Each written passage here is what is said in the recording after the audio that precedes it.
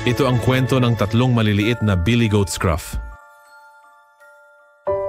Noong unang panahon, may tatlong magkakapatid na Billy Goat na nakatira sa isang madamong burol malapit sa isang ilog.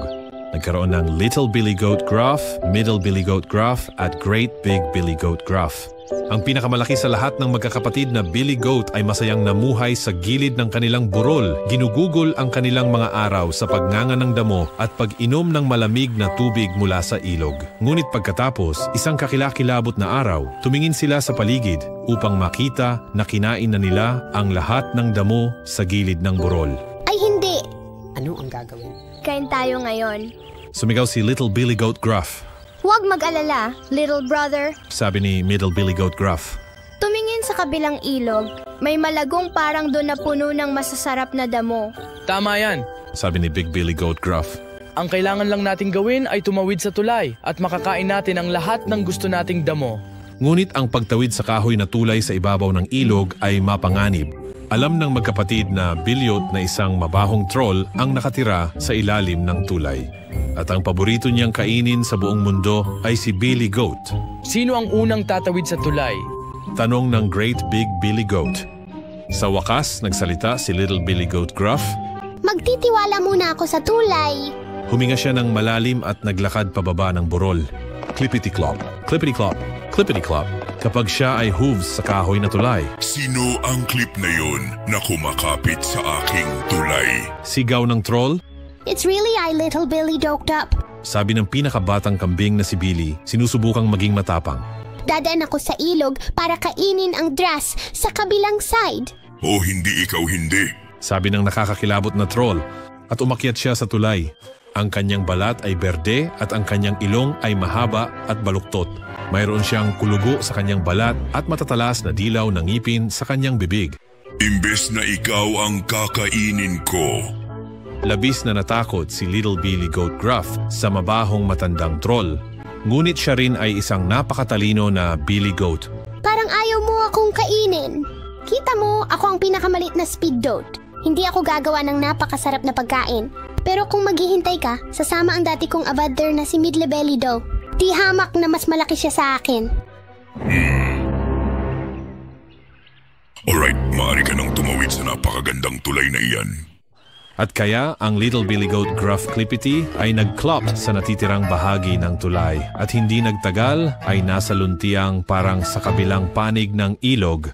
Nakita ng dalawa pang magkakapatid na Billy Goat na ligtas ang kanilang bunsong kapatid.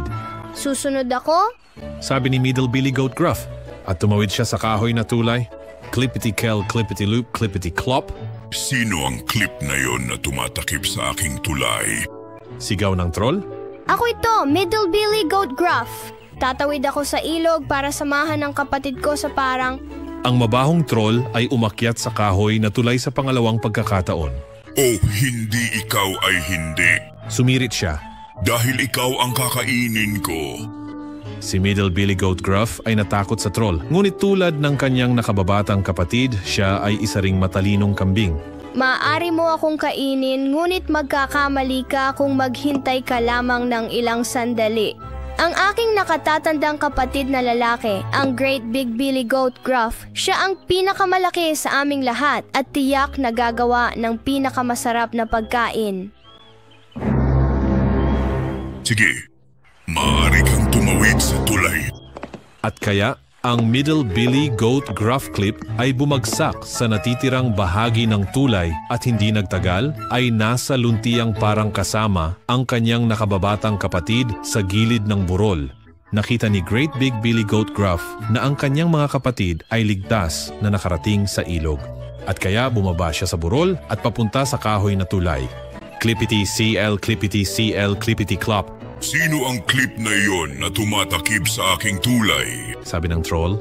Ako ito ang Great Big Billy Goat Gruff. Pupunta ako sa ilog upang samahan ang aking mga kapatid sa parang. Ang masamang troll ay umakyat sa kahoy na tulay sa ikatlong pagkakataon. Oh, hindi. Ikaw ay hindi. Dahil ikaw ang kakainin ko.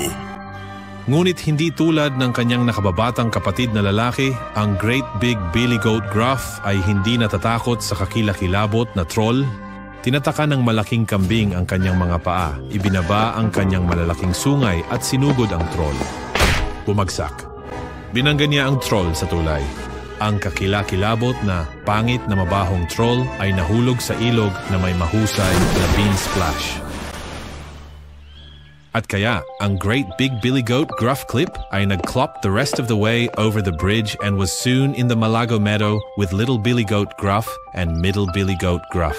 Ang tatlong magkakapatid na Billy Goat ay masayang kumakain ng berdeng damo at umiinom ng malamig na tubig mula sa ilog. At hindi na nakita ang pangit na troll. Ang katapusan. Tandaan na i-like ang video at mag-subscribe sa aming channel upang manatiling updated sa lahat ng aming mga bagong video. Bye!